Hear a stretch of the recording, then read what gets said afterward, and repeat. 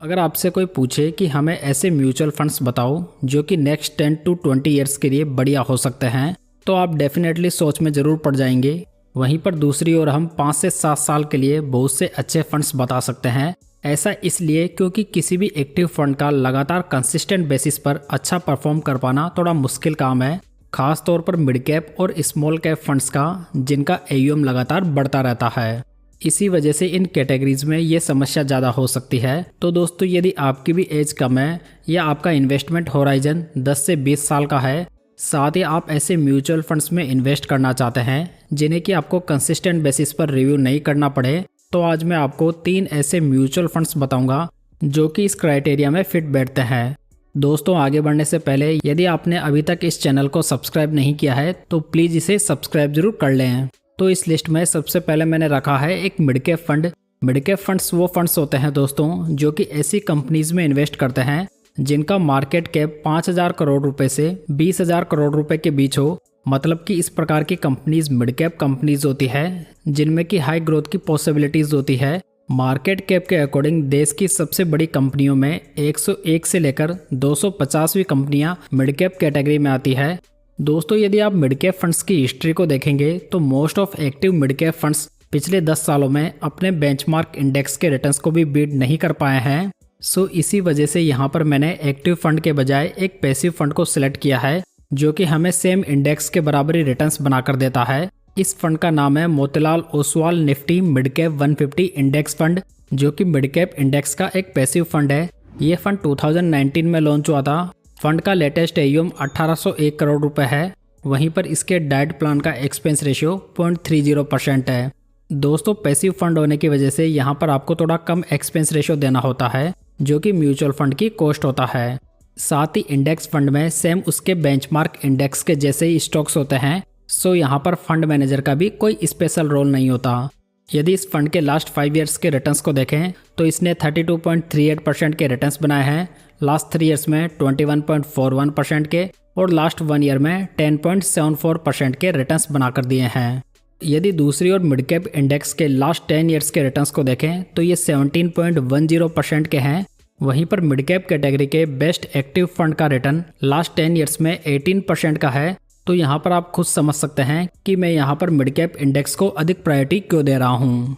साथ ही आपको मोतीलाल ओसवाल के अलावा एक्सिस, बंधन, HDFC, ICICI और कोटक जैसे फंड हाउसेस का भी मिड कैप इंडेक्स फंड मिल जाएगा।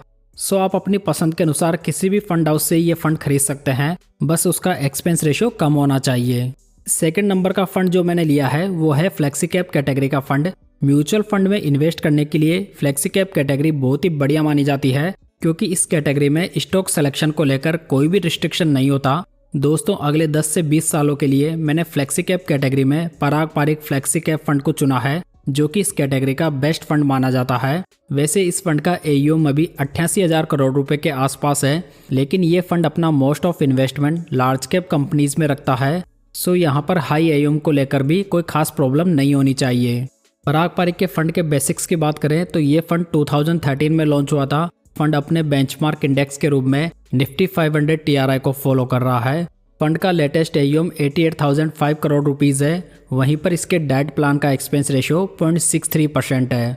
यदि स्कीम के फंड मैनेजर्स की बात करें तो इसे 2013 से मिस्टर राजीव ठक्कर, 2016 से मिस्टर राज मेहता, 2022 से मिस्टर रुकुन ताराचंदानी और 2023 से मिस मानसी करिया मैनेज कर रही है। अगर फंड के ट्रेलिंग रिटर्न्स को देखें तो फंड ने लास्ट 10 ईयर्स में 17.89% के रिटर्न्स बनाए हैं, लास्ट 5 ईयर्स में 31.15%, लास्ट 3 ईयर्स में 18.55% और लास्ट 1 ईयर में 15.27% के रिटर्न्स बनाकर दिए हैं। तो फंड के रिटर्न्स लॉन्ग टर्म में काफ़ी बढ़िया हैं, जहां पर इस फंड ने लास्ट 10 ईयर्स में फ्लेक्सी कैप कैटेगरी में फर्स्ट रैंक भी अचीव की है। साथ ही साथ ये फंड कंसिस्टेंट बेसिस पर अपने बेंचमार्क और कैटेगरी एवरेज के रिटर्न्स को बीट करता हुआ भी आ रहा है। यदि पराग पारिक फ्लेक्सी कैप फंड को लॉन्ग टर्म के लिए सिलेक्ट करने के रीजंस की बात करें तो इसका फर्स्ट रीजन यह है कि इसमें आपको इंडियन स्टॉक्स के साथ साथ में US मार्केट के स्टॉक्स का एक्सपोजर भी मिल जाता है। साथ ही ये fund high alpha generating fund है। इनके अलावा ये फंड इस कैटेगरी का सबसे लोएस्ट वॉलेटाइल फंड है, जहां पर ये फंड सबसे बढ़िया रिटर्न्स भी बना रहा है और साथ में ये सबसे लोएस्ट वॉलेटाइल फंड भी है। इनके अलावा अगले पॉजिटिव की बात करें तो fund good risk adjusted returns बनाकर दे रहा है। साथ ही साथ फंड में काफ़ी अच्छी फंड मैनेजर स्टेबिलिटी भी देखी जा सकती है। दोस्तों पराग पारिक जो फंड हाउस है उसकी ये खासियत है कि ये फंड ओनली 6 स्कीम्स को ही रन करता है, जिनमें कि इनका फ्लेक्सी कैप फंड सबसे बड़ा फंड है जिस पर ये फंड हाउस पूरी तरह फोकस्ड भी है। पराग पारिक फ्लेक्सी कैप फंड के पोर्टफोलियो में 54 स्टॉक्स मौजूद है, जिसका एसेट एलोकेशन आप यहाँ पर देख सकते हैं। दोस्तों बात करते हैं तीसरे फंड की, जहाँ पर आता है लार्ज कैप फंड।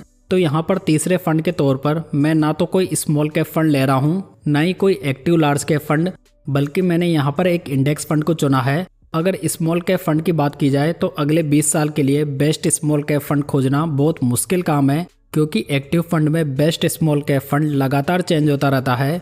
वहीं पर दूसरी ओर लार्ज कैप फंड्स की हिस्ट्री भी खराब रही है, जहां पर अधिकतर एक्टिव लार्ज कैप फंड्स अपने बेंचमार्क इंडेक्स के रिटर्न्स को भी बीट नहीं कर पा रहे हैं। सो इसी वजह से मैंने यहाँ पर एक्टिव लार्ज कैप फंड के बजाय निफ्टी नेक्स्ट 50 का इंडेक्स फंड चुना है, जो कि है ICICI prudential Nifty next 50 index fund. ये फंड निफ्टी नेक्स्ट 50 के इंडेक्स को रिप्रेजेंट करता है, जहां पर निफ्टी 50 के बाद वाली 50 कंपनियां शामिल रहती है। साथ ही ये कंपनीज काफ़ी बढ़िया कंपनीज होती है, जिनमें कि निफ्टी 50 में शामिल होने की पूरी योग्यता रहती है। दोस्तों मैंने यहाँ पर निफ्टी 50 के बजाय निफ्टी नेक्स्ट 50 को इसलिए चुना है क्योंकि जो इस इंडेक्स के स्टॉक्स हैं उनमें निफ्टी 50 के स्टॉक्स के बजाय बेटर परफॉर्म करने की संभावनाएं रहती है, क्योंकि इसमें हाई ग्रोथ कंपनी शामिल रहती है।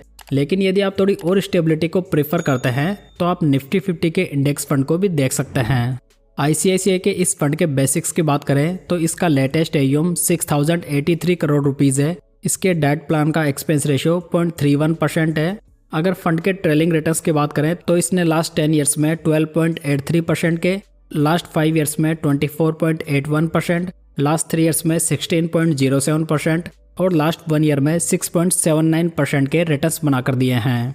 दोस्तों आप इंडेक्स फंड में किसी भी फंड हाउस का इंडेक्स फंड बाय कर सकते हैं, क्योंकि यहाँ पर एक्सपेंस रेशियो और ट्रैकिंग एरर के अलावा कोई भी मेजर डिफरेंस नहीं होता। तो इस वीडियो में हमने टोटल 3 फंड्स की बात की है, जिसमें कि पहला फंड था मिड कैप कैटेगरी का, जो कि था Motilal Oswal Nifty mid cap 150 index fund, जो कि एक पैसिव फंड था। सेकंड नंबर पर हमने फ्लेक्सी कैप कैटेगरी का फंड लिया था, जो कि था पराग पारिक फ्लेक्सी कैप फंड, जो कि एक एक्टिव फंड है। वहीं पर तीसरे फंड के रूप में हमने एक लार्ज कैप फंड को चुना है, जो कि है ICICI prudential Nifty next 50 index fund, जो भी एक पैसिव फंड है।